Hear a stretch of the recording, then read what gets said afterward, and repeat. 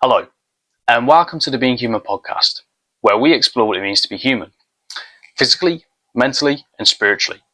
Whether you're new here, or especially if you're returning and you have not yet, make sure to hit that subscribe button. You do not want to miss any of these episodes. On this episode of the podcast, I sat down with Mr. Veritas Ananda. Veritas is a writer, a marketer, a former financier from New York, and he is all about the good life. We talked about everything health, lifestyle related, everything from the existence of God to rib cage expansion. We talked about the attention economy, the importance of aesthetics, how Elon Musk approves of Veritas's anti-nerd neck protocols, and a whole lot more to do with health and life in the modern world. I hope you enjoyed this conversation. If you do, make sure to give this video a thumbs up, drop a comment below, share it around on social media, and hit that subscribe button as well. If you're listening on Spotify or Apple Podcasts, make sure to hit that follow button and rate the show 5 stars. Thank you for watching, thank you for listening, and thank you for supporting Being Human. The Being Human podcast is brought to you by Ra Optics.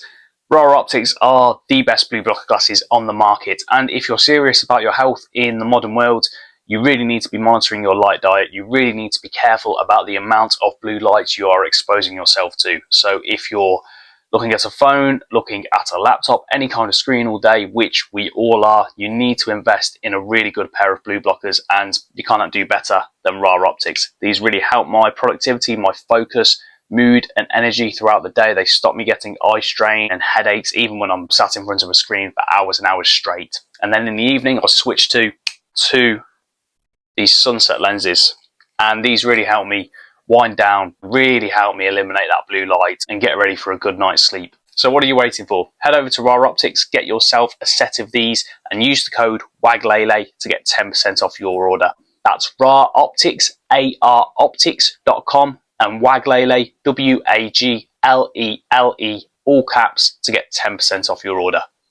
The Being Human podcast is brought to you by Mr. Bassett. Mr. Bassett gives you all the natural goods you need. Everything from this Grappler's coffee right here, which is the perfect blend of coffee to get you stimulated and ready to annihilate people on the mats, to products such as this tallow balm, which is great for me at the moment to keep my skin moisturized when I'm spending all this time out in this lovely sunshine that we're having here in the UK. The ingredients on this, if you can see them there, if we can get that in focus, maybe not. Beef tallow, jojoba oil, witch hazel, tea tree oil, peppermint oil, eucalyptus oil. That is it. It is all natural. It is going to nourish your skin, not harm you. They do soap as well.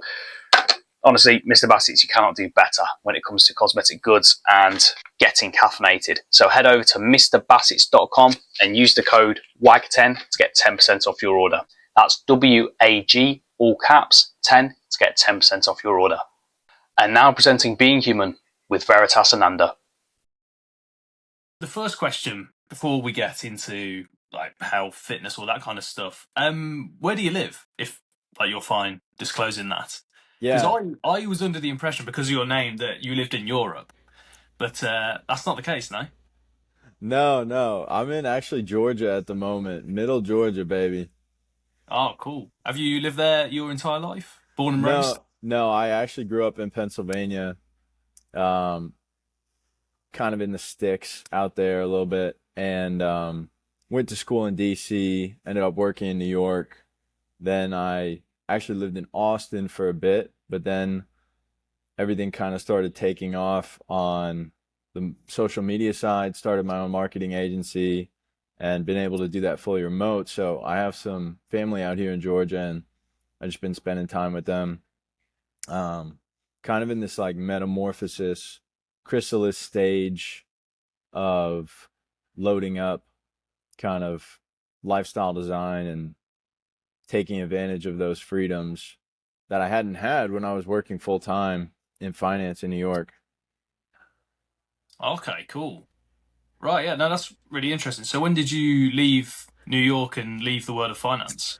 So it's funny. I left in July of last year, and it was actually because I had another job offer in Texas, but I kind of used mental gymnastics to trick myself into quitting my job because I knew that this other job offer maybe wasn't so great, or maybe it was fine, but I knew like long term, I didn't really want to do that. I wanted to do something different.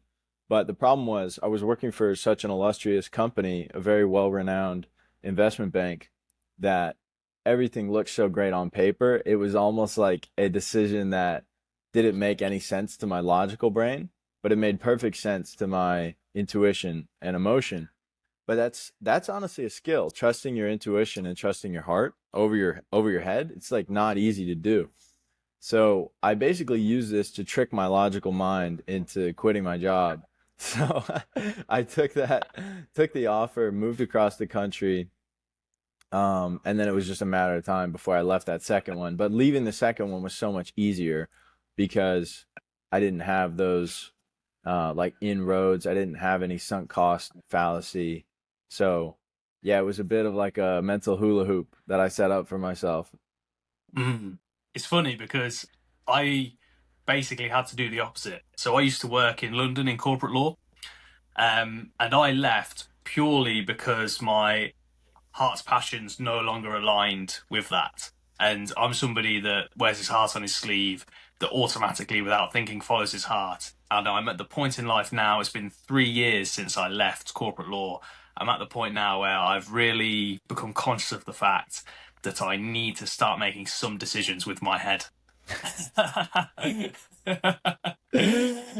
Yeah, looking back and I'm like, oh, life's great. I love everything I do. That's a blessed thing to be able to say. But I've foregone a lot of logic being able to say that, and it's maybe held me back in some areas. So yeah, undergoing a readjustment period myself. it's a fine balance between like going like full retard, let's say, and just sending it, and then also saying, wait, hold on, how am I gonna do this with the logical aspects? But there's kind of like two archetypes from what I've learned and experienced. That you have the archetype of someone who is willing and able to build on the side, right? Like they have this thing going and then they're building up this let's call it a passion project or whatever it is that they want to do that feels more in line with their soul.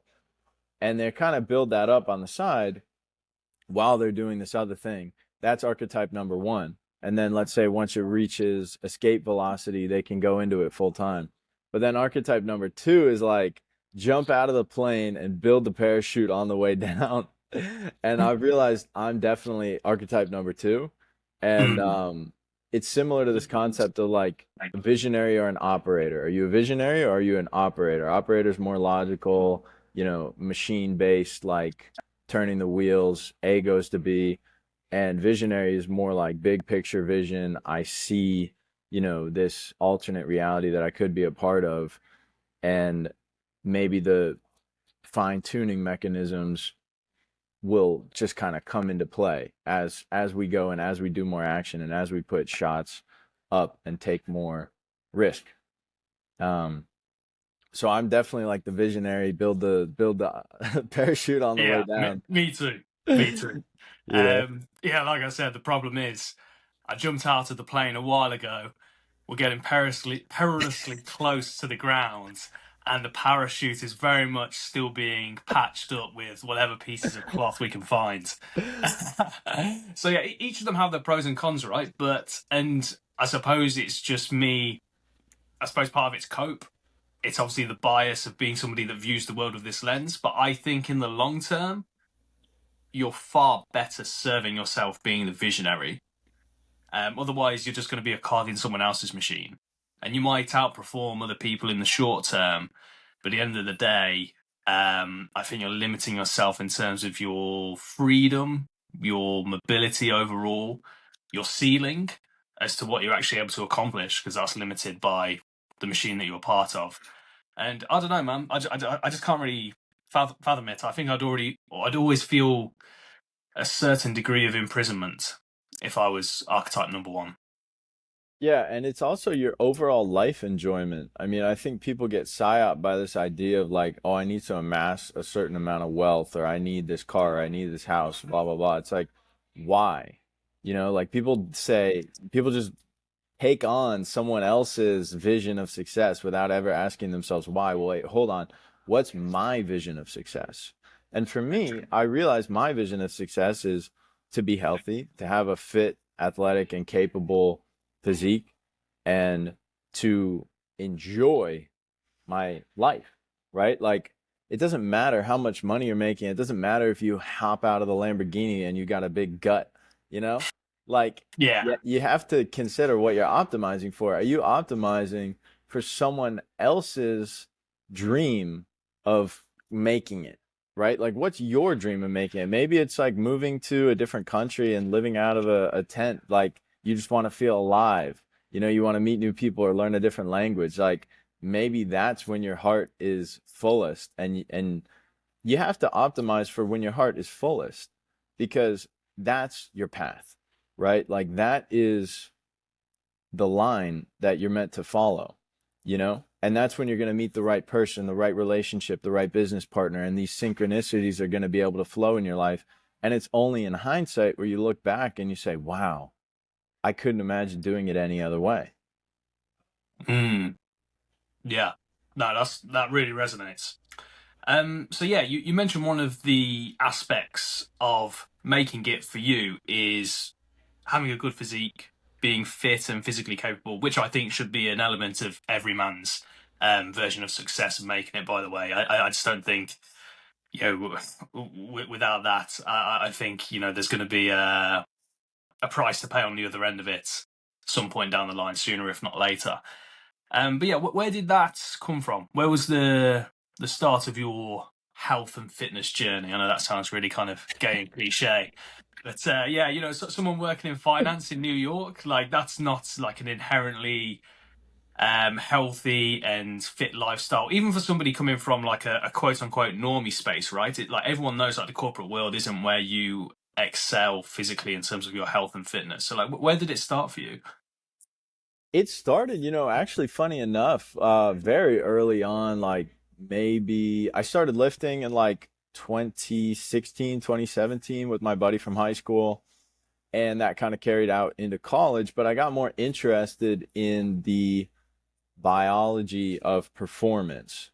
And funny enough, my uncle at the time was training to climb Everest. He's like a mountain guide, and he takes people up on these expeditions, all over the world, highest mountains in the world, and coaches them, gets them ready for the climb and whatnot. And I was spending some time with him skiing in Utah, and he was listening to like these crazy like podcasts about sleeping, and he was sleeping in a hypoxic tent, to get his oxygen, his VO2 max better and stuff like that, to deal with the high altitude. And I just like fell in love with this stuff. I was like, wow, what even is a mitochondria? Like, powerhouse of the cell. Okay, what does that mean? And I got kind of obsessed with it. I ended up pursuing a degree in biology, biological sciences, alongside my finance degree. So I did BS in finance, and then I did something completely unrelated, BS in biological sciences, just because I was interested. I'm like, hey, I'm going to college. I don't care. I'll do twice the work if it means I get to learn something cool. And looking back, that was probably a bit naive, because I didn't use that degree at all, and I worked way harder for it. And I honestly fell a bit into this cult of hyper optimization, which is really a very fragile mindset, where you're kind of optimizing everything, and then, oh my gosh, my Whoop score is like only 27, like I can't function today. It's like, well, that's not actually going to help you in life. You have to become resilient and anti-fragile. And that's the whole point of health, is like to help you be better at doing things with more scale and more speed and more efficiency and more vibrato for life, like, even like when I miss out on some sleep or whatever, like, let's say I eat out and I'm not careful about what I order, and I get some Zog deep fried in seed oils, like, I feel horrible. Like, it's not just about, oh my gosh, like my six pack isn't going to show. It's like, no, now I'm more frustrated. Now I have less patience. Now I'm more irritable. I'm a less enjoyable person to be around. So your health is way transformative and way transcendental above just the superficial aspect of looking good. It is literally how you feel. And unfortunately, I've had loved ones who have fallen into the pharmacological trap and have had like health issues and hospitalization problems. And I've seen like the inner workings of that system and how it works and how it operates, especially in the States. And it just kind of ignited like this desire to lead a better life, show that it's possible, live naturally, feel the effects, know what it's like, and then B, like, show others that it's possible. Hey guys, like, we don't have to do this endless drug route where you're just popping pills and using a band-aid over a bullet hole, short-term solutions. Like, no, you're not solving anything. Maybe there's a better way. And that was kind of part of the impetus to start posting on social media. Like, I was so frustrated, really, with the mainstream way. And I think enough people, strangely enough, have felt this way that it's kind of like assembled a movement. And I joke with people that I connect with, like, if anyone's seen Lord of the Rings, it's like we are the horde of unlikely, allies that band together and defeat this like seemingly unsurmountable enemy in the end. And that's kind of how I feel. Is like we're all coming together against this shared desire to not go down a certain path. It's like, no, guys, come on, we can get together. We can like forge a different life for ourselves. And that's a very long-winded answer to your question, but there were kind of a lot of multifaceted factors at play in the beginning. And like I said before, it's like only really in hindsight can you contextualize those experiences and think like, it all really kind of did work out the way it was supposed to. Yeah. Life's, what is it? Life's a mystery looking forwards and a science looking back. Like, it's all, you're just kind of like, we're all stumbling our way along as we go through it. Then we look back and we're like, oh, like it was exactly meant to be how it was. Like everything worked out perfectly. But yeah, it's interesting. You telling that story, because in this health space in which we find ourselves in, I think that's kind of everyone's inroad into it. The world works in polarities and contrasts to a large degree, and it's through a relationship to illness, witnessing illness, whether it's experiencing it firsthand or whether it's witnessing illness in people close to us in this day and age. I think that's really the most potent catalyst for people like us looking into health more, taking it upon ourselves to do the research, to do the self-experimentation to find out what it actually means to be fit and healthy in the world today. And like you said, I couldn't agree with that more. The over-optimization path is something that I think everyone goes down at some point, and it's a constant battle to not like go down it too much, because you want to, obviously part of being healthy is implementing protocols that are going to allow you to be your best self, and that is by definition optimization. But the over optimization route means you just become so fragile that you're overly reliant on these protocols, these biohacks, these procedures, that you may as well be going down the modern medicine route of taking statins and popping every single pill in the book. You're just as dependent. It's just you're dependent on different things.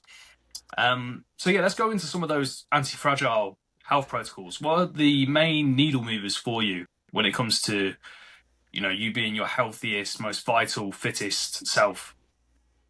So it's funny. It's like the work that works is boring. All the sauce is in the boring work. And it's like everyone wants to get excited about this new study or this new protocol or whatever. But it's like, man, I'm cutting to 8% body fat right now. And you know what works? 10 steps a day, hitting your protein goal, and maybe some fasted cardio and like a hypertrophy lifting protocol. Like, it's not rocket science, but I think a lot of people get excited about this stuff because A, it's the placebo effect. B, you take something and it's like, oh my gosh, I feel amazing. And we could get into that. That's a whole different rabbit hole of the subconscious mind and how it works and how you convince yourself of an outcome and then kind of bring it about into reality. So maybe they see some success taking like a fringe supplement or whatever it is, and they think, wow, there's something to this. And you know what? There is something to this. Like, I'm not saying there's not things out there that are going to boost your testosterone or whatnot. Like, there are deficiencies in even the most optimized diet, especially if you live in a Western nation where the farming is monocrop agriculture and the soil is a bit depleted of micronutrients. Like, I'm not saying don't take an organ supplement or a multivitamin, but what I am saying is, like, don't forget what works and don't forget the basics. Just looking at my step count every day, seeing, well, how much did I move? How hard is it actually to hit 10K steps? And you actually need to make a conscious effort. The default setting would be just to sit in front of your laptop and watch Netflix and don't do anything all day, and you have to actually push yourself a bit to say, no, I'm going to go for a walk after dinner. I'm maybe going to call up a friend and just go for a stroll, get those steps in, do your morning cardio, a couple miles, relaxed pace. It's not that hard. And it plays into momentum as well. Like, momentum is the best supplement in the world. I start running every morning and now my brain just sees that as automatic. I've been working out for almost a decade. I just automatically go to the gym. It's not hard for me. And you want to remove willpower wherever possible. Like, the more you do something, the more it becomes repetition, the more it becomes set in stone for you and does not require willpower. For most people, the hardest part is not doing 3 sets of overhead presses at the gym. The hardest part is getting in the car and driving to the gym, So if you just convince yourself over a long enough time period, no, I'm the guy who works out every day. I'm the guy who stays fit. I'm the guy who hits 10K steps. You just become that guy, and it's automatic. It's robotic in a way. And if it's robotic, like, you just do it. The execution is on autopilot. Yeah, it's about redefining your baseline. That's how I think of it. I think, like, we've all got, like, our baseline, which is basically our average day.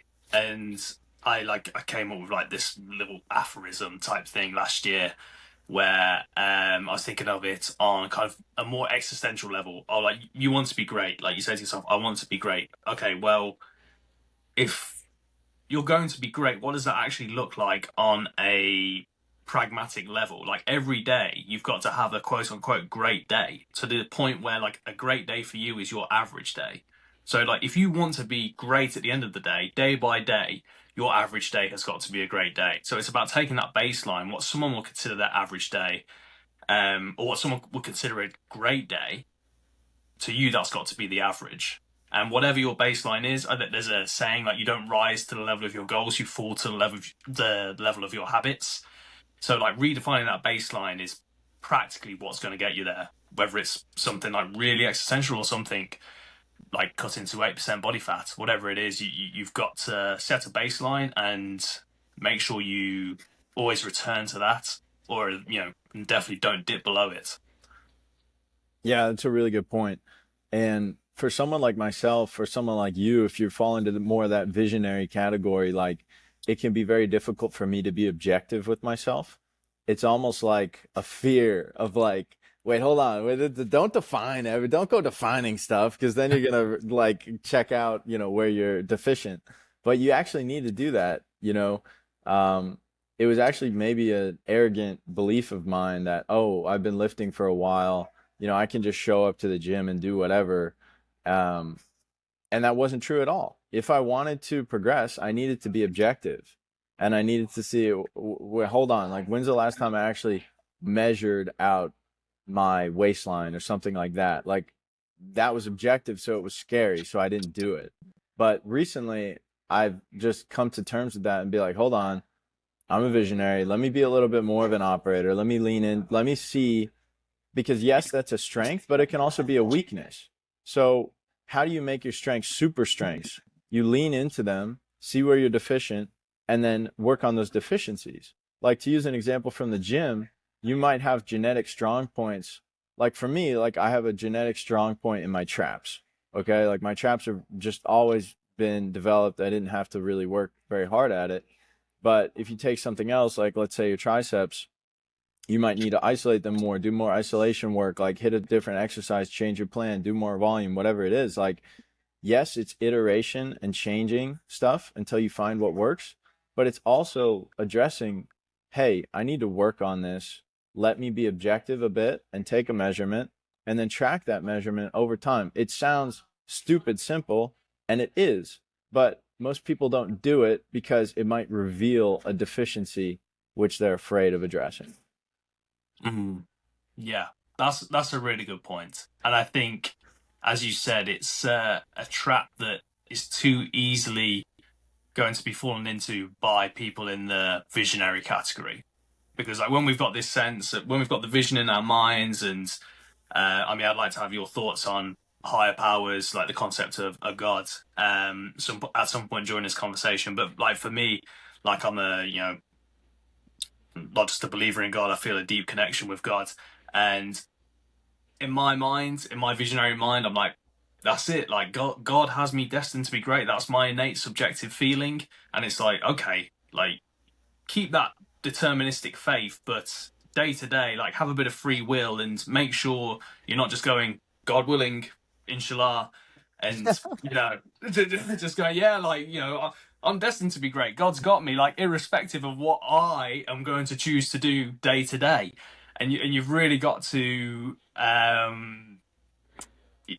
yeah, be if you're be as deterministic as you want in the macro, but maintain the free will in the micro, and yeah, make sure you're actually doing what you need to be doing day to day, and don't shy away from, like you said, measuring things objectively, looking at yourself and your goals and your processes objectively for the sake of being fearful of uncovering a deficiency. I think that's really important.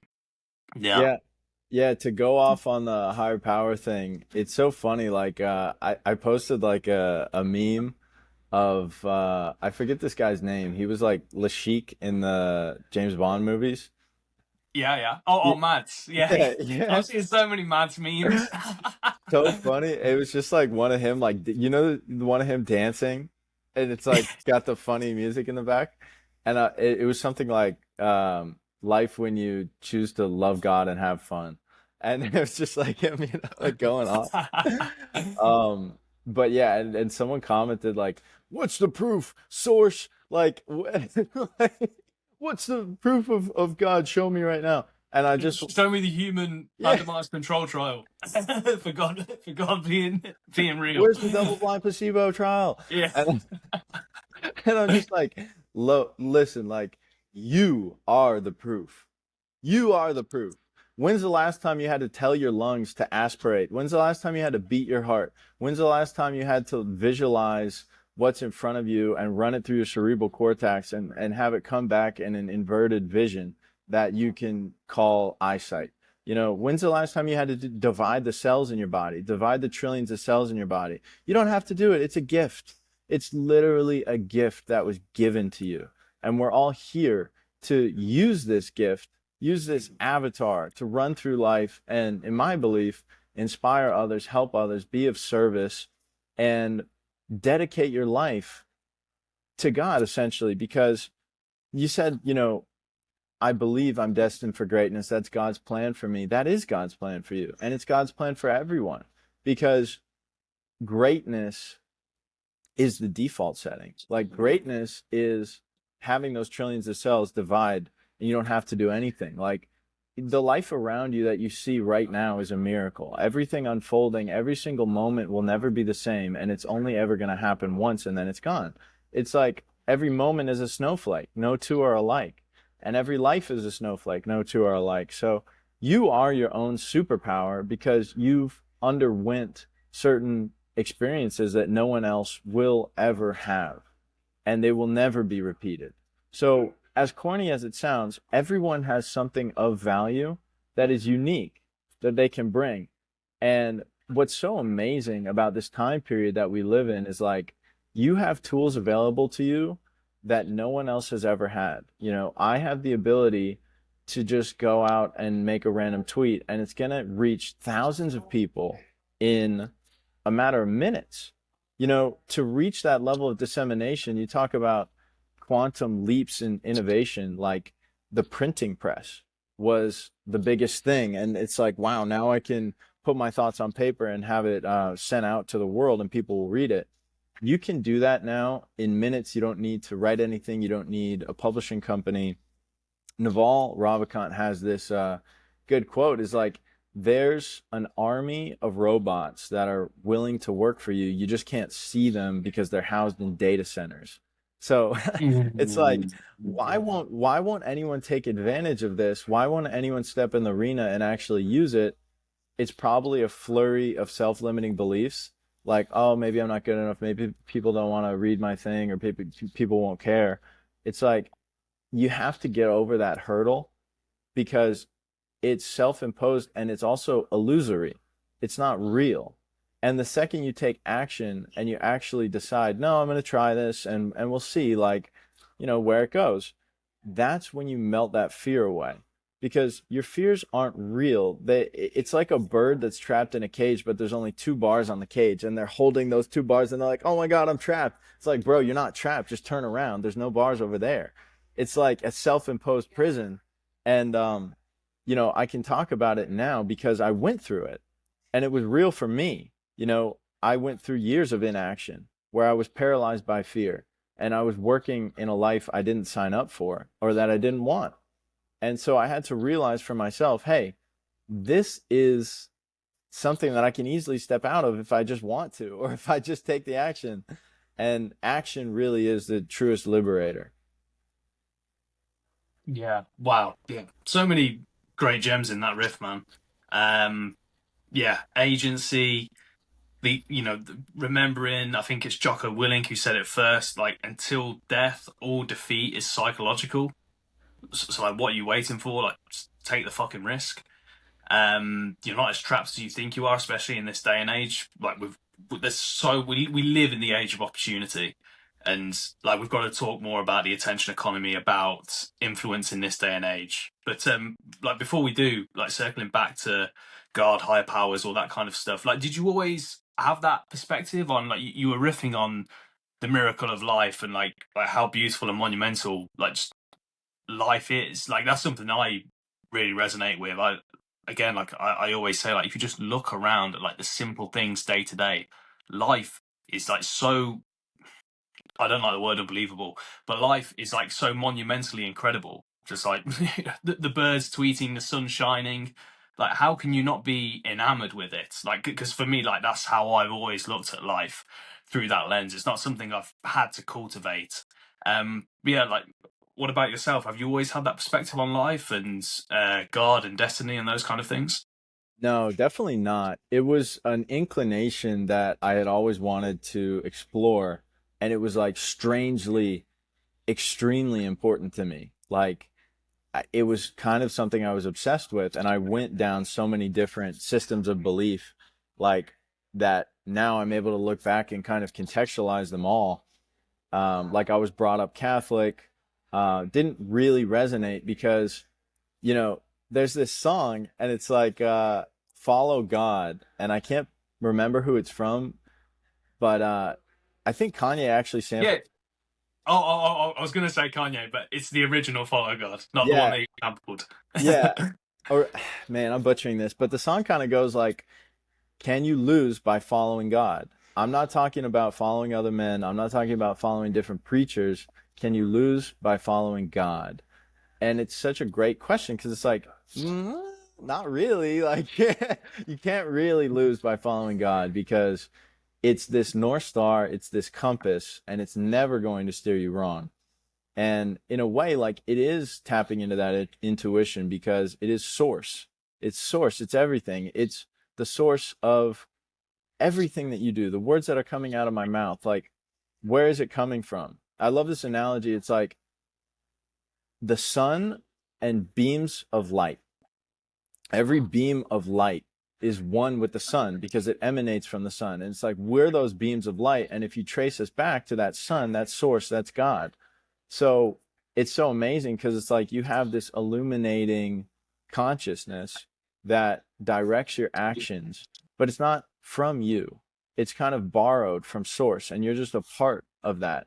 To use another analogy, it's like waves on the sea. Every wave is one with the sea, but every wave is also the sea. Like, the wave is the individual, and the sea is the collective, and the wave is the collective, and the collective is the wave. So,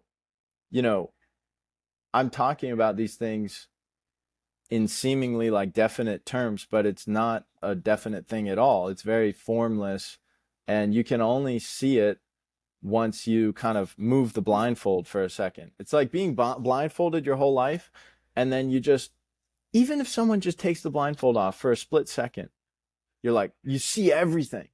And then even if the blindfold goes right back on after that, you still remember what you saw. You're like, holy cow, there's a whole nother world out there. And that's how I feel about my relationship with God, my relationship with the divine, is like, I've been able to see it through the grace of God, even if it's just for a split second. And then maybe I fall back into ignorance like almost immediately and lose the path and just go on being totally off of it. But hey, I've seen it at least for a split second. So it's, those moments will change your life.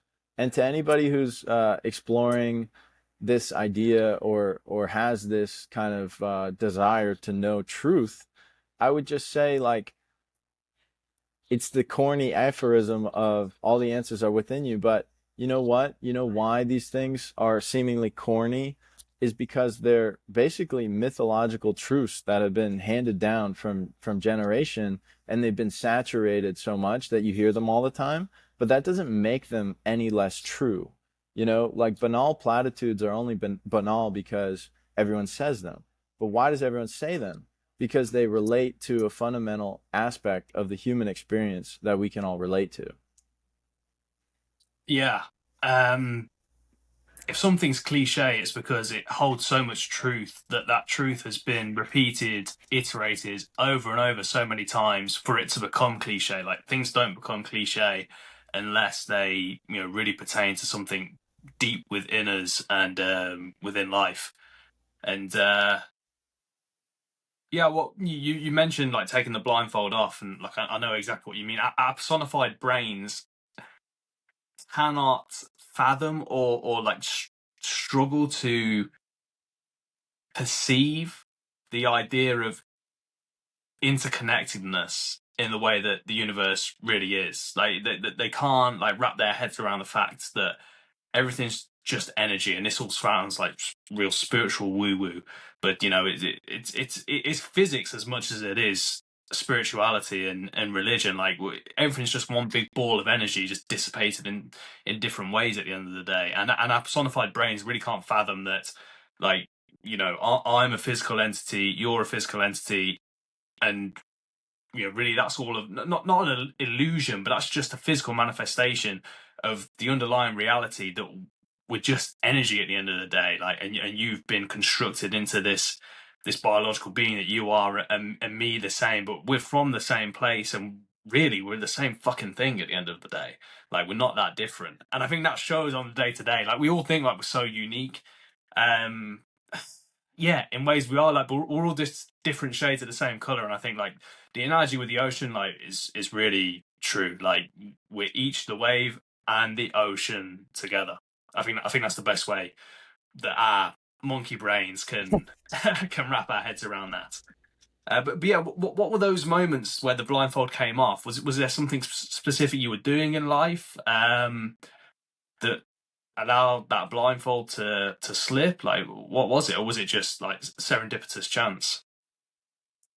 Man, like so many serendipitous moments where it would just be like, there is no coincidence. Like the chances of this being a coincidence are statistically zero. So how do you explain something like that? I wish I could give you some examples. I have a few, but it's like it happens and it's gone. Or it's like, you recommend a book to someone or you get it for their birthday and they're like, wow, my mom just told me to read this book yesterday. And it's like, wow, am I some kind of like amazing mystical guy, or is this just me letting go and then force acting through me? And it's obviously the latter, but your ego can get kind of trapped into believing like, wow, I'm so serendipitous, like I'm this guy and I experience all these synchronicities and everything happens for me. And that's kind of like spiritual materialism. It's like nothing, going back to the, you don't beat your own heart, you don't make your lungs work, you don't have to strain to see things, you don't have to do anything to just go on a walk. Like your body just moves because you direct it. It's the same sort of thing. Like if you just let go, there is an innate life force that moves through you that will direct things towards the highest outcome. And people learn about this concept like entropy in physics, like the universe is always tending towards disorder. I couldn't disagree more. The universe is clearly orderly.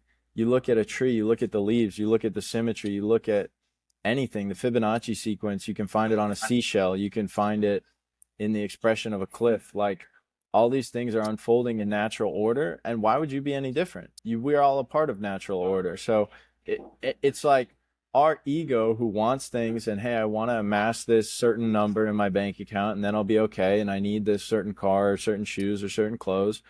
That is you basically putting your palm over the life spring, the faucet of life, and saying like, no, make it go this way. Like you're smashing what is fundamentally like the most beautiful thing in the universe, divine ordinance unfolding. And it doesn't really require any work, like, yeah, I need to like wake up and work out and do things, but the more I let go and relax and release and let go of my plan and try and grab a bigger plan, that's when everything works. And it's kind of like a fluffy non-answer to your question, but like, that's the best way maybe I can explain it. Yeah, no, like I said, it resonates with me wholeheartedly. I know exactly what you mean. Let's bring it back down to the physical. Neck training, something you emphasize a lot. Fixing nerd neck. This is something that it's prevalent through everyone in society, but especially people that are really sitting down behind a computer screen all day, office workers, corporate workers. Talk to me about neck training protocols, why it's so important, how we can fix something like nerd neck, and I like the implications it could have, because it's not just like, oh, you look a bit weird, like sticking your neck out like that. It's not just it makes you look like a weak man. It's got real severe physical implications. So yeah, if you could talk a bit about that as well. Yeah, so the aesthetic importance of it really can't be understated. Like if you see a big bodybuilder and they have their whole physique developed, but then they have like a pencil neck, and there's like a lot of examples of this actually, it just looks like quite strange because there's no natural way where you would have been able to develop that physique. Let's say, when we were hunter-gatherers, right? Like you wouldn't have been able to make your triceps bigger just like in isolation. You would have been like throwing spears, crawling on all fours, like climbing trees, doing things, like body weight movements essentially that would have developed all areas of your physique. So in isolation, it just looks quite strange. But the functional importance of it, like I started training MMA, and if you get punched in the face, like, and your neck just turns like 180 degrees, like that's going to be a big problem for you. Like you have to have a strong neck because it will allow shock absorption. Like you're just not going to be moved so easily. So if you're a combat athlete, it's going to make you not be able to not be knocked out so easily. And then choked out as well on the grappling side. Yes. Yeah. I was going to say that, like, people would try to, like, we would do drills where you would just start from the position of, being in a full choke. And I could just like chill there for minutes. Like it was very difficult for someone to get me to tap because I had insulated my my jugular. What is it called? What is this one again? The carotid artery. Yes. Carotid artery that takes oxygen to the brain. 100%. I had insulated my carotid with a little more muscle padding, and so it was more difficult for me to be choked out. And so, I mean, hey, like, you never know when you're going to be in a situation like that. So why wouldn't you do it if it has real physical implications and also aesthetic implications? And one of the more like superficial benefits of it is if you take any area and you make it bigger, like let's say you have a square and you increase the area of the square, you increase the surface area as well. So what you're doing, any lifter knows this, like if I hip shoulders for a while, it's going to make my shoulders bigger. It's going to actually stretch the skin over a further distance, and that's going to cause more definition. So if you're a guy who's like struggled to have, let's say, like a good jawline, or you're more interested in those aesthetic implications, you should absolutely train your neck, because it's going to have that same principle. It's going to stretch the skin over a further distance and make you have a more sharper, more defined look. I never even thought about that from the jawline definition standpoint. Favorite ways to train your neck. I know you're a fan of wrestler bridges, which is something that's like controversial these days. I love wrestle bridges. For me, they're the best way to develop my neck. I do them forwards and backwards. If you're just starting out, you could just kind of get on in a push-up position, and then just drop your hands behind your back so you're kind of resting on your forehead, and then just roll it back and forth. It's really going to develop this portion that kind of connects to the base of your skull. And then to do it the other way would be, you get more of this long piece of your neck there. But another one that I also like is, you can put a towel on a wall, so it gives you a bit of a padding, like your head's back against this towel, and then you kind of move your feet out so you're at like a 45-degree incline, and then let your neck come back so that you're flush with the wall, and then roll it up. So it's kind of like a neck curl on the wall. That's a really good progression. That's a really good one. And then you can do, just to start, this is a good one for beginners, hang your head off a bed, off a couch or whatever, and then literally just use gravity to roll it up. And you can do those forwards and backwards as well. But yeah, the controversiality around wrestler bridges, I don't get it. It's like, just progress. Do it. Don't do it if you feel like your neck's going to snap in half. But for me, I've never felt like it was dangerous. It looks a bit strange if no one's ever done it before, but I never felt like there was a functional risk, like I was about to injure myself. Obviously, don't do it if you feel that way. Start with something easier. But yeah, like I've noticed as well, it's not, when you do the wrestler bridges, especially backwards, you will develop like your upper back muscles as well, like your rhomboids, which are so important, going back to the posture thing. Like even I feel like my rhomboids are still underdeveloped. But you have to hit those posture muscles, because that's a double whammy. Like, it's going to improve your physique, but it's also going to help you stay in good posture throughout the day. Like, I fell victim to this pushing more than pulling in the beginning of my weightlifting career. Like, I would just be so hyped to smash chest and, whatever. But I didn't do as much rowing movements, or maybe I didn't develop the mind-muscle connection in those pulling movements as much as I could have or should have. And it's something I'm even working on now, but it will actually cause a lot of problems where your push muscles are more developed. So they kind of pull your shoulders forward into this cage position. But if your pull muscles are more developed, you're going to have the opposite effect, and it would be actually better for your posture.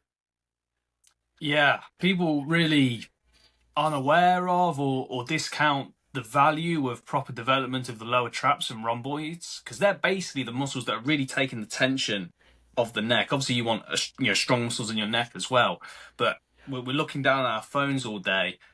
It's actually the traps and rhomboids that are gonna. That analogy of, imagine there's a string on your head and like someone's pulled the string up there. You can feel you should hopefully be able to feel your lower traps and rhomboids engaging when you do that correction. So developing the musculature there is really going to aid people from a posture standpoint, and it's something that's like inherently missed, because like people, they think, oh, like I want big upper back, like big shoulders, I'm going to do my shrugs. That's great, develops your the upper traps, but the lower traps not so much. And then in the traditional pulling movements, people are really focused on the lats because it gives you that V taper and it looks great, but yeah, that in between portion, the lower traps and rhomboids can really get missed. So yeah, that's very, very important. Rib cage expansion. This is something that like I never paid, I wasn't even really aware of until very recently. But I see a lot of people talking about it now. It's becoming like a little trend, and I'm here for it because it makes total sense. Talk to me about rib cage expansion training, what that does, how to do it. To me, like looking at like the photos that people post, like whether it's before and after of them, or whether it's the comparison of somebody like who basically has a good rib cage and somebody that's got a very weak rib cage. The from an aesthetic standpoint, it really does pay dividends and make a big difference. Oh, huge. And this is like a thing that was massively emphasized in the silver era of bodybuilding. Like, I love the silver era because, like, those guys were so holistic before it was cool. They didn't even know they were Yeah. being like holistic, you know? They just, it was more natural for them. And it shows in the physiques too. It's like, have we really developed any physiques that could rival like Reg Park or Arnold or Frank Zane? Like, I don't know if I would say that we have. Like you have Sebum and these guys, like they're obviously bigger, they have more muscle, but it's like that symmetry is lacking. And it's because those guys really emphasize stuff like rib cage expansion, developing their entire physique, even the way that they pose. Like you look at guys like Reg Park or what's this other guy? Who's the other I'm blanking on the name. Same similar era to Reg Park, but you see him, you just look up Silver Era, you'll see him all the time. No?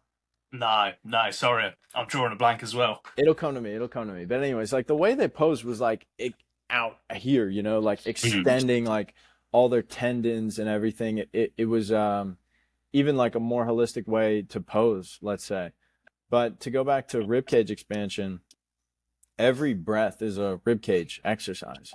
And most people are breathing really shallow throughout the day, but they don't even realize it. So they're never getting that proper development and expansion of diaphragmatic breathing, which also really like calms you down because you get more air, you're breathing for longer, and you're not in those like hyperventilating fight or flight state breaths.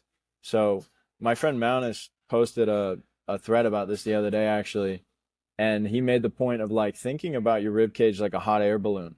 So the air's coming up and it kind of fills out and expands into this balloon inside of your chest. And that's a good way to do it. But even I feel like my rib cage could be vastly like more expanded. And it's like modern problems require modern solutions. So how are you going to combat this nerd neck? How are you going to combat being at a desk or being in front of a computer all day? Well, start standing, get a standing desk, be a little more conscious of your breaths, maybe try and do breath holds, you know, all of this stuff is like stuff that even I have to remind myself constantly to work on because it's just not emphasized, or the standard mold will have you going a path that is detrimental towards it. So it definitely does make a big, big, big effect. And even doing vacuums to shrink like your waist size is more of a lost art. But that's another one too. That's like you can massively shrink your waist size. And who's the guy who did the raw egg diet? Oh, Vince Gironda. He talked about this like saying it's like building the illusion. You don't need to be the biggest guy, but you build the illusion of a massive V taper. It's all about your proportions and aesthetics. And it's like you can do that with rib cage expansion, with vacuums, with shoulder development, lateral deltoid. And then all of a sudden you've built this like crazy V taper and you're like 140 pounds, but you look like you're maybe like 200 pounds. So it really is building the illusion. Yeah.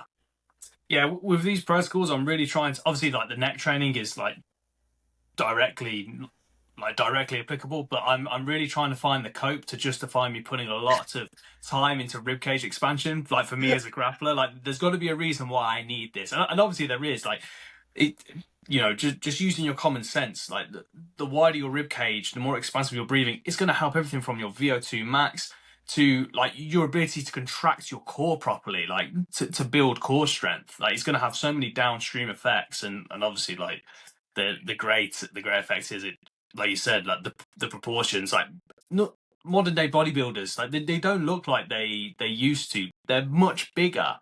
But yeah, I agree that they've lost like it used to be a real art form, and now it's far much more a science than an art. And the science is just kind of like how can we get as big and as lean as possible without, like you said, thinking about the more holistic elements of it. Because I think really like bodybuilding, um, like it's quite a spiritual process. I remember Dorian Yates talking about the fact that he would never unveil his physique before the Olympia. Like he'd always wear like really baggy sweatsuits, and he said like I'm crafting the sculpture like day by day. Like, why would I want to showcase it, before I actually like, uncover the David or like whatever analogy you want to use.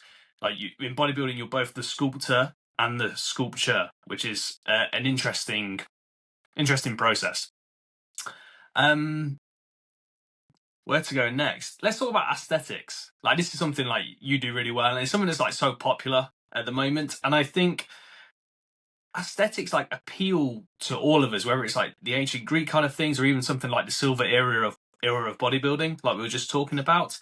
To me, aesthetics are important because if like you can give somebody information on something just like plain as day, and like they might completely dismiss it, but wrap it in an aesthetic that appeals to them, and they are going to follow that like the Holy Bible. So for me, that's where the importance of it comes. I don't. When it comes to like what actually appeals to me about certain aesthetics, it's difficult to kind of like pinpoint really. Like, some of them seem quite arbitrary. But yeah, talk to me about aesthetics. Why do we love them so much? Why are we suckers for them? Why are they important? Yeah, for me, like I'd always rather make my point in as few words as possible. And people, it's much more difficult for them to disagree with a feeling than an argument. So aesthetics give you a feeling rather than an argument. It's this classic like post physique versus source. What's your source? It was revealed to me on my walk. Like, there are things that are visceral and appear to you as truth, and you can resonate them as truth because your implicit knowledge is much greater than your explicit knowledge. Like, what you know is much less than what you don't know that you know. So what you don't know that you know is implicit knowledge. I can't really regurgitate it towards you, but I understand it. And understanding something is much greater than memorizing or knowing, quote unquote, knowing something. Because you understand it, you can synthesize it, you can package it up into 1,000 different ideas and say it a million different ways. Because you're operating from a first principle standpoint. Versus if you've just regurgitated a study or a certain number, it's like you can list off that study and number, but what are you going to do after that? What happens when that study gets disproved or something else comes out that counterpoints it? Then you're dead in the water because you didn't actually understand it. So you have to have a willingness to understand things from first principles, and aesthetics really kind of are first principles because it's proof. It's life. You see the image of the Mediterranean guys having breakfast at a big splayed out table and everyone's happy and, it's they're outside enjoying the sun and there's no worries. It's like, how are you going to disagree with that? That's a philosophy. That's a movement. That's an argument, but it's displayed in picture form. So people understand feelings much more than they will understand an essay, because the second that essay comes out with a certain line that doesn't hit their belief system in the right way, they're going to say, no, well, this guy's actually an asshole and I don't like agree with this. But it's much more difficult to disagree with a feeling or a picture that elicits a certain emotion. Yeah, no, it's really interesting. Yeah, more along that line. Let's go back to the attention economy. We talked about how like there's never been more opportunity, more tools at our disposal. And I can't remember where I heard it recently, but it really struck a chord. Um, Somebody said, like, there's a reason why so many men want to be famous. And it's not necessarily they want to be famous. Like, every man inherently wants influence. That's the point of having status, not just status for the sake of winning status games. It's because deep down, a man that has influence in the way that he wants to be able to impart values on the world in the way that he wants to, that's a very fulfilling thing. To have influence as a man is something that's very meaningful and fulfilling to him. In a world where like there's millions and millions of tweets every day, everybody's got an opportunity. There is so much like signal to noise now, or so much noise rather, like to try and actually find the signal in. How can people win the attention economy, and how can people actually go about cultivating real influence in the world today, where there's like just everyone's on the 7-second TikTok trend? Yeah. It's so interesting because even now it feels like if you're going off in this attention economy, you want to build something, you want to do something unique, it almost feels like a bit fringe because no one is doing it on a day-to-day basis. Yeah, you log on to Instagram, you see thousands of people posting or whatever, but that's just a very small subset of the total available pool of people who could be doing it, which you're more likely to interact with on a day-to-day basis. Like most people are not building brands on the internet. You know, the very small number of people who are doing that. So if you are doing it, it does feel a bit fringe. And then you have to deal with like balancing your lifestyle and whatever, and optimizing for that life. But I think the point here is that like it feels a bit fringe now, but it's not going to be like that forever. Like with AI coming out, all these jobs are going to get replaced. What's going to be left? Creation, raw expression, being a human, being relatable, having skills that are important, being able to communicate and articulate effectively. So it's like, would you rather start that now when there's less competition in the game, or would you rather wait until everyone gets laid off from their intellectual or manual labor job and now everyone is doing it? Like it's going to be a lot harder to cut through an even saturated market that's about to get way more saturated. So how do you cut through? Honestly, just be authentic, be you. Authenticity is way more scarce than it should be. And people resonate with authenticity. Like people can smell it when you're trying to BS them or trying to sell them something or just trying to basically use them as pawns in your quote unquote brand. And those brands suck because they have an idea for who their audience should be. And they want to try and coax people into a behavioral outcome that's going to benefit them, let's say monetarily. So I would say just don't do that. Be you. Deliver something that is valuable that people like and enjoy, whether that's entertainment or just, you know, it could be like stand-up comedy and you're just doing your thing, like making people laugh. You know, whatever it is, do it from a perspective of service, like try and help others, deliver value, do really good research, talk about something that isn't talked about a lot, and try and benefit people, and people will love you for that. Yeah, yeah. Again, I agree. It's funny. I didn't ask. I usually ask this question at the start, so I'm kind of going back to front. But I'm still intrigued to like know the answer to it. Like when people ask you what you do these days, like what do you tell them? Because I think that's such an interesting question in the attention economy where people are like building brands online. Like it's an easy question for somebody that's a doctor or a lawyer or a postman, and that's all they do. They just say, "Yeah, I'm a doctor, lawyer, or a postman." Like, what do you say? Like, how would you define what you do? Like, what do you say to someone when someone that you pass in this coffee shop now asks you what you do? I just say I run a marketing agency. That's so fun. Noah Ryan said the same thing to me. I asked him that question when he came on the podcast. I said to him, like, what do you say people? What do you tell people you do? He says, "Oh, sometimes I say I'm a writer, then they think I'm a novelist." But I just say I'm a marketer. And it's funny because then like that's such a different that what the perception of that in somebody's mind is. Oh, he like sits behind a computer in an office all day, like doing like marketing in the traditional sense. Yeah, it's That's like funny. it's very easy to understand. Oh, marketing guy. Okay, cool. Like, Yeah. it's like if you say, "Oh, I'm a digital creator," they would be like, "Well, what does that mean? Like, what do you do?" And it's almost standoffish a bit. It's like, "Well, what do you mean by that?" It's like, I hate that terms like I'm a creator.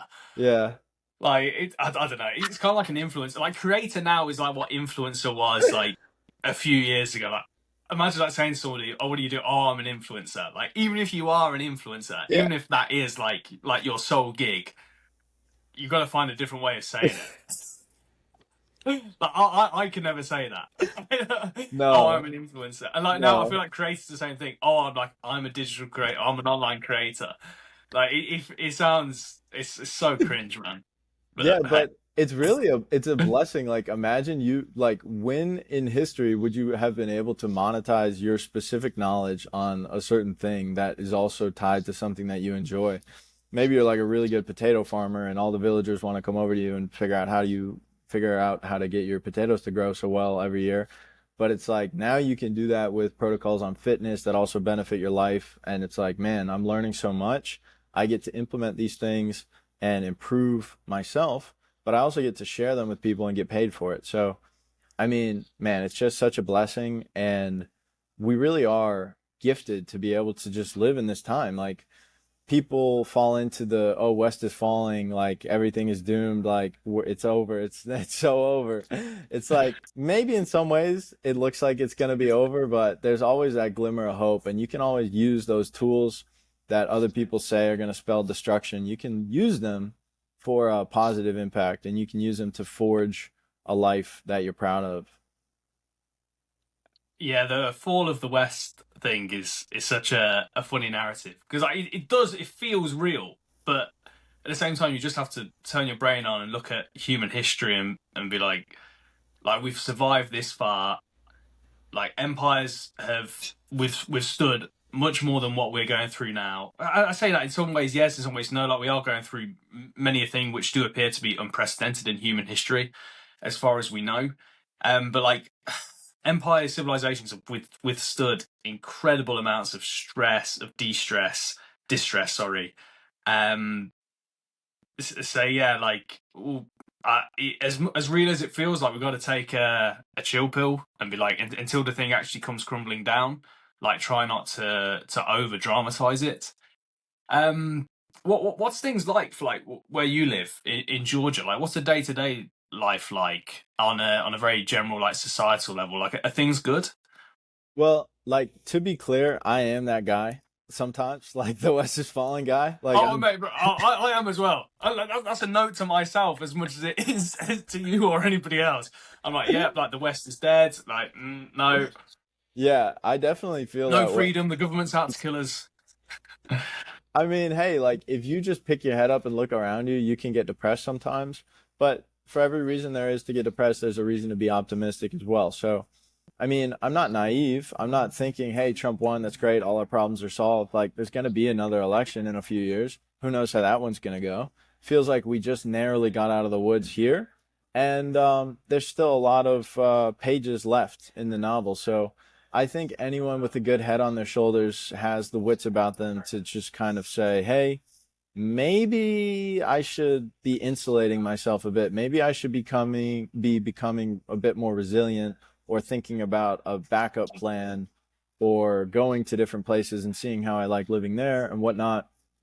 Because, man, like, my buddy sent me this video of Dunkin' Donuts in like the 80s the other day, or like the 70s, and I was so envious of just like the orderly, like the ladies behind the counter. They had a high quality espresso machine. Everyone's just sitting enjoying themselves. No screen, no tech, no stress. Like, it was just a nice common place that people could go, and you're robbed of that in a lot of places. Like, when I was living in Manhattan, just taking the subway to go to work, like, you would have to basically fight crackheads to just get your seat on the subway. And then, I've had like almost physical encounters with people that are clearly on drugs, like invading in my personal space and being physically threatening. And it's like, first of all, that's why you got to train neck. And second of all, it's like, keep your wits about you. But no one should be really entitled to that, like, or subject to that. Like, we do deserve a common place with orderly decency where people are going to conduct themselves in a good manner. Well, that's the whole point of civilization, isn't it? Like that's the whole sale on civilization. Because otherwise, we might as well just go back to tribalism and hunter-gatherer times. Like if our safety like isn't guaranteed or secure to a certain extent, like what the fuck's the point of paying taxes and you following the order if someone else isn't? Yeah. I mean, I'm pretty bearish on taxes right now after seeing Doge and seeing like all the corruption and waste and just straight up theft that the government has been conducting on a mass scale for the past who knows how many years. Who knows if there's even gold in Fort Knox? That's another thing. The corruption is just stinky. It smells. You can smell it from so far.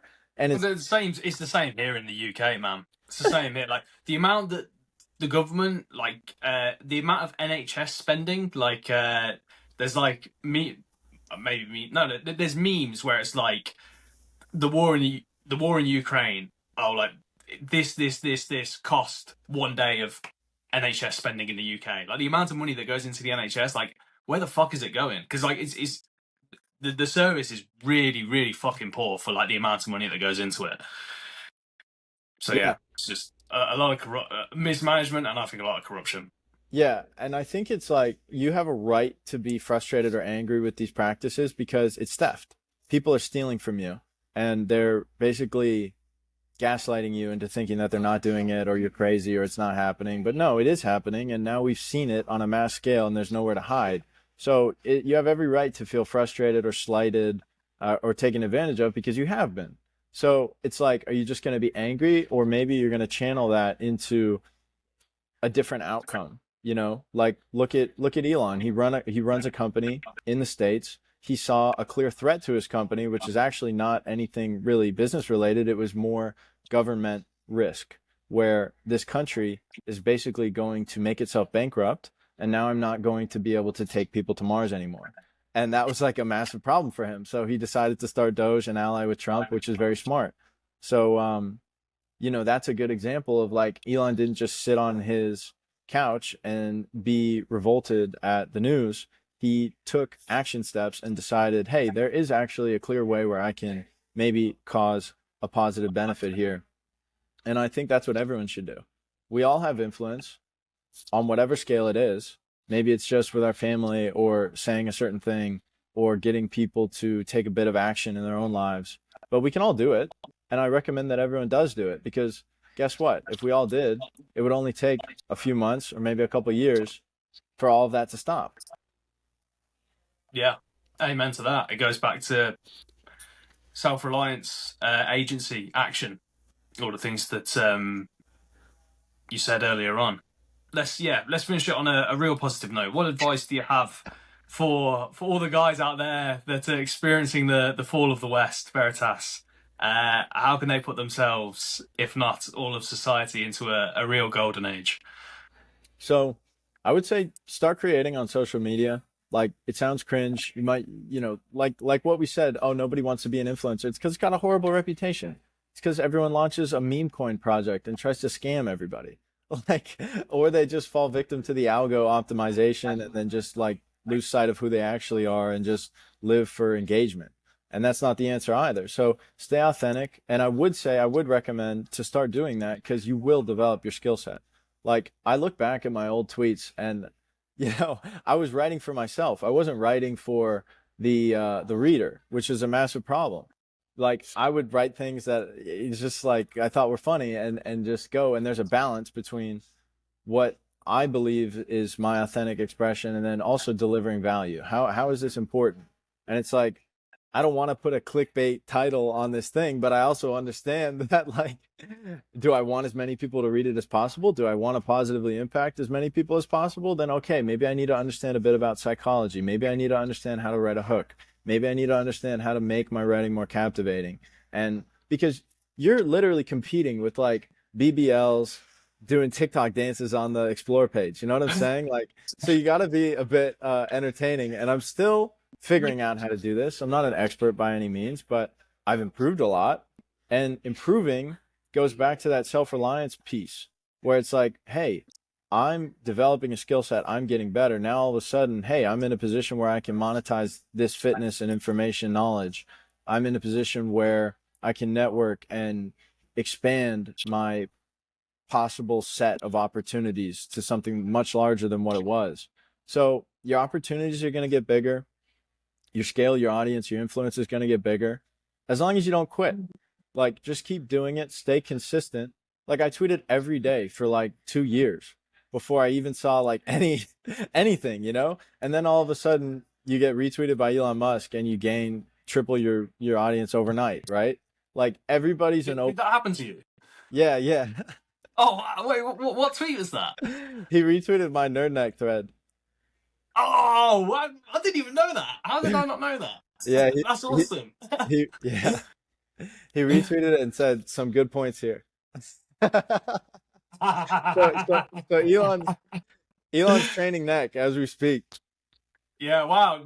That's what we're going to see. Mate, next he's just going to come out with like a proper silver era rib cage. That'd be so I funny. hope so. Mate, you've got to like get AI to like do an edit of that and like post that up and meme it. That's going to rival the Mads memes. Oh my gosh. Yeah. I hope he hires me as his personal trainer. We'll get We'll get him a strong neck, expanded rib cage, get him doing some vacuums. He's gonna come out with that silver era physique. Just Yeah, mog. man. Alpha Elon is that's a meme that's waiting to happen. Based Oh my Elon. god. Based Elon coming soon. Oh, bro, this has been really fun. Where can people go to consume your content to find out how they too, like Elon, can get rid of their nerd neck? So live Veritas on Instagram and Veritas Ananda on Twitter. I just launched a Substack, literally just posted my first article today. So that's a recent tweet of mine. It's also linked in my bio. I'm going to be doing more in-depth writing there. Protocols, biomechanics, performance, lifestyle design, all that good stuff. So if you guys want to have a read of that, just click on my profile. But yeah, Aaron, this has been really fun, man. Thank you for having me. The pleasure's all mine, Veritas. Thank you, man. Blessings, bro.